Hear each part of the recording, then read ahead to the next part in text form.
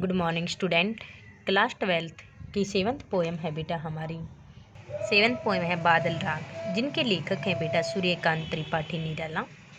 इसकी 3rd paragraph की व्याख्या कर चुके हैं। 4th पैराग्राफ है हमारा।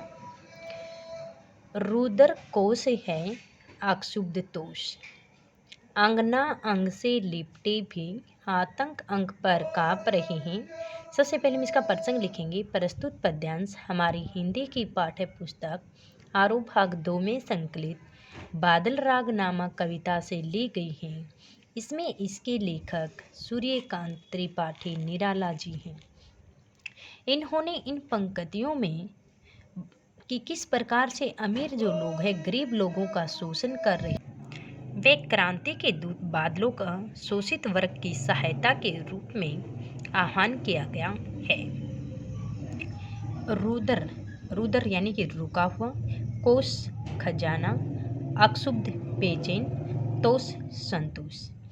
इसमें इसके कवि बादलों को संबोधित करते हुए कहते हैं कि हे क्रांति के दूत बादलों, जिस प्रकार से पूंजीपति लोगों ने गरीब लोगों का शोषण करके अपने खजानों को भर लिया है, कि हे क्रांति के दूत बादलों, जिस प्रकार से गरीब लोगों ने शोषण करके अपने खजानों को भर लिया है, यानी कि उन्होंने गरीब लोगों के धन और उनकी संपदा पर अपना अधिकार प्राप्त कर लिया है, लेकिन उनसे धन इकट्ठा करने के पश्चात भी उनकी इच्छा समाप्त नहीं हुई है। फिर कवि क्या कह रहा है कि अंगना अंग से लिपटे भी आतंक अंक पर काँप रहे हैं, घनी वज्र गर्जन से बादल। इसकी लाइन की हाँ से होगी बादल घने बादलों की वज्र पत्थर के समान गर्जना, गर्जना को बादल बादलों की भयंकर गर्जना को सुन करके ये लोग यानी कि कौन, पूंजीपति लोग अपने स्त्रियों के अंगों से लिपटे हुए हैं और फिर भी वे काँप रहे हैं कि बादलों की पत्थर के समान भयंकर गर्जना को सुन करके ये लोग अपनी स्त्रियों के अंगों से लिपटे हुए भी अब काँप रहे हैं। त्रस्त नयन, नयन क्या होता है, आँखें, त्रस्त छुपा बंद करना, और अपनी आँखों को क्या किए, बंद किए हुए हैं, मुख ढाँप रहे हैं और अपने मुख को छिपाए हुए हैं। कहाँ, जब बादलों की गर्जना सुनते हैं तो उस समय क्या करते हैं, ये अपनी आँखों को बंद कर लेते हैं, अपनी स्त्रियों के अंगों से जब छिपे हुए हैं आँखों को बंद कर लेते हैं और अपने मुख को ढके हुए हैं। जीर्ण बाहु है शीर्ण शरीर, जीर्ण कमजोर, बाहु भुजाएं। अब गरीब लोगों ने अमीर लोगों ने इन गरीब लोगों का शोषण करके उनके धन खजाने सब कुछ लूट लिया है। अब ये इन गरीब लोगों की भुजाएं भी कमज़ोर हो चुकी हैं, शीर्ण शरीर, और इनका शरीर भी कमज़ोर हो चुका है। तुझे बुलाता करसक अधीर, हे विप्लव के वीर, विप्लव क्रांतिकारी, हे क्रांतिकारी रूपी बादलों। अब ये किसान, करसक किसान, अब अधीर, अब ये दुखी जो किसान होता है, अधीर व्याकुल होकर के, दुखी होकर के अब तुझे बुला रहा है। हे क्रांति के दूत सैनिकों बादलों, अब यह किसान दुखी होकर के, व्याकुल होकर के तुझे निमंत्रण दे रहा है, तुझे बुला रहा है। चूस लिया है उसका सार, हाड मातर ही आधार। इन क्रांतिकारी, इन अमीर लोगों ने गरीब लोगों का शोषण कर दिया है। अब उनके हाड मात्र यानी कि उन शरीर से खून चूस लिया है। अब उनके शरीर में केवल हड्डियां मात्र ही शेष रह गई हैं। हे जीवन के पारावार, पारावार सागर यानी कि जीवन प्रदान करने वाले। अब भी कवि कहते कि हे जीवन के सागर, तुम ही अब केवल इन गरीब लोगों को एक नया जीवन प्रदान कर सकते हो, कि तुम वर्षा करो और वर्षा करके इन गरीब लोगों की खेती अच्छी होगी तो उस समय क्या होगा, उन्हें एक नया जीवन प्रदान होगा। कि हे जीवन के सागर, केवल तुम ही अब इन गरीब लोगों को एक नया जीवन प्रदान कर सकते हो। इसके बाद में इनके विशेष लिखना है। विशेष में क्या लिखोगे कि इन पंक्तियों में इसके कवि ने कि बादलों का शोषित वर्ग की सहायता के रूप में आह्वान किया गया है। भाषा सहज व सरल है, खड़ी बोली है, तत्सम तद्भव शब्द है, बिंब योजना है, लाक्षणिकता है, अनुप्रास, रूपक, मानवीकरण आदि अलंकारों का प्रयोग किया गया है। अब इसी के क्वेश्चन आंसर हैं, जैसे धनी वर्ग के लोग क्यों कांप रहे हैं, कि धनी यानी कि अमीर जो लोग क्यों कांप रहे हैं, क्योंकि वे बादलों की भयंकर गर्जना को सुन करके ये अमीर लोग कांप रहे हैं।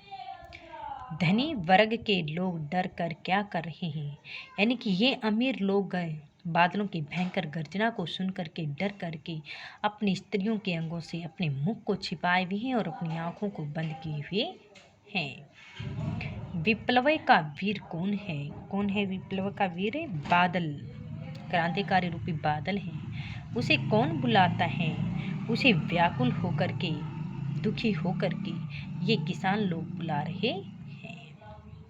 चूस लिया है उसका सार, हाड़ मातर ही आधार, कि इन अमीर लोगों ने इन गरीब लोगों का शोषण करके उनके शरीर से केवल सारा खून चूस लिया। अब उनके शरीर में केवल हड्डियां मात्र ही शेष रह गई हैं। काव्य सौंदर्य भी बताया गया था। इन पंक्तियों में किसका वर्णन किया गया है, यानी कि बादलों का आह्वान के बारे में बताया गया था। भाषा सहज सरल है, मुक्त छंद है, प्रतीकात्मक शैली है, संस्कृत के तत्सम तद्भव शब्दों का प्रयोग भी किया गया है। अब जैसे इसके हमारे क्वेश्चन आंसर हैं, शोषक वर्ग सब पर इसी क्वेश्चन आंसर। जैसे फर्स्ट क्वेश्चन है हमारा, तुझे बुलाता कर्षक अधीर के माध्यम से किसान को अधीर क्यों कहा गया है, कि हे इसमें इसके कवि सूर्यकांत त्रिपाठी निराला जी ने कहा है कि इन गरीब अमीर लोगों ने गरीब लोगों का शोषण करके इन पूंजीपति लोगों ने इन्होंने अपना शिकार बना लिया है और उनका सब कुछ यानी कि छीन लिया है उनसे, कि हे इसलिए वे कहते हैं कि हे क्रांतिकारी रूपी बादलों, तुम वर्षा करके इन गरीब व दुखी व्याकुल किसान लोगों के हृदय को सांत्वना दो, इन्हें एक नया जीवन प्रदान करो, ताकि तुम्हें वर्षा करके इन्हें एक नई जीवन मिलेगा, इनकी फसल अच्छी होगी और इस समाज में नई क्रांतिकारी की दशा ला सकते हैं और इनकी दयनीय दशा में बदलाव भी आ सकता है।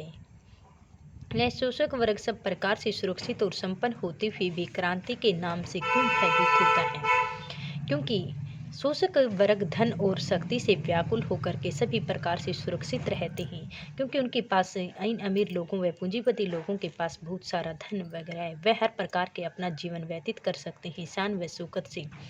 लेकिन वे जो गरीब लोग हैं, वे गरीब लोग अपना कुछ कार्य नहीं कर सकते हैं, उनके निम्न और मध्यम वर्ग का शोषण किया जा रहा है, इसलिए वह उनसे नहीं बच पाएंगे। इसलिए उनकी सारी सुख संपत्ति सब कुछ लूट लिया, उनके पास शान शौकत आदि मिट्टी में मिला दी गई हैं।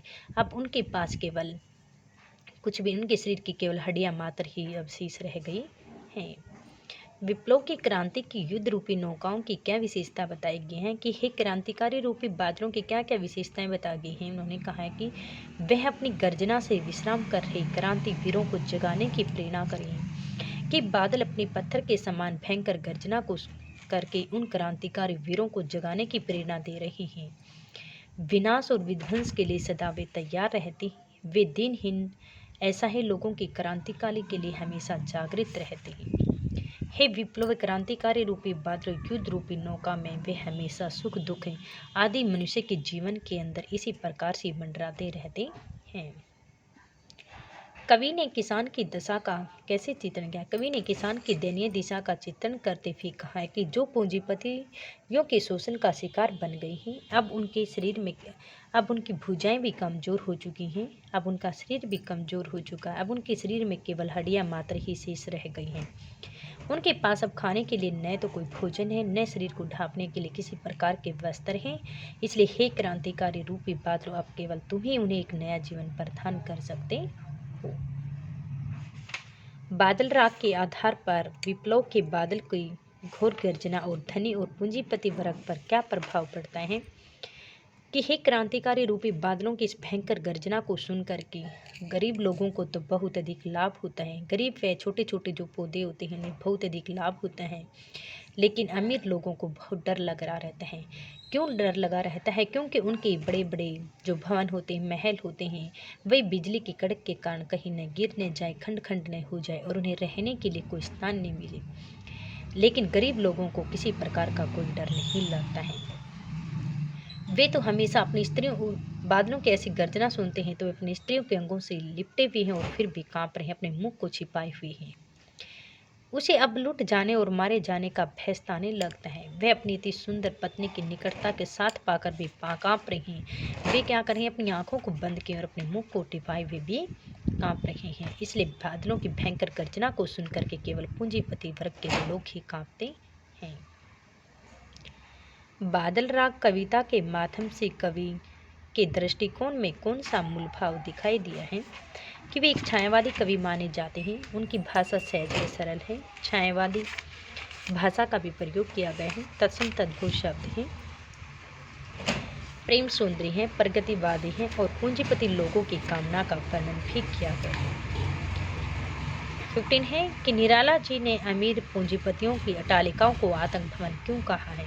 कि अमीर पूंजीपति गरीब किसानों और श्रमिकों का अत्याचार कर हुए खून पसीने की कमाई से अपनी तिजोरियों को भरते हैं और ऊंचे ऊंचे जो भवन है, अट्टालिका में जो इंसान शोकतों में रहते हैं, उनमें अपना जीवन अच्छी प्रकार से वो व्यतीत कर रहे हैं। वे केवल उन दुखी लोगों का शोषण करके अपने खजानों को भरते रहते हैं। संपन्नता भरे जीवन को जीते हुए भी मन ही मन उनके अंदर क्रांति और लूट बना रहता है। ने निराला की सहानुभूति किस वर्ग के प्रति? निराला जी की सहानुभूति पूंजीपति वर्ग के लोगों के प्रति है।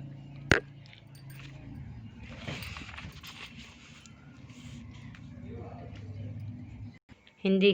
हाँ, हिंदी व्याकरण ही तो। समास भी पढ़ाते हैं, मास जो होते हैं। क्या है वो डायरी तुम्हारी देख। आज ये 7th लेसन हमारा पोएम कंप्लीट हो चुकी है। इसकी व्याख्याएं, जिन परिचय, गद्यांश और क्वेश्चन आंसर सभी राइट प्लस लर्न।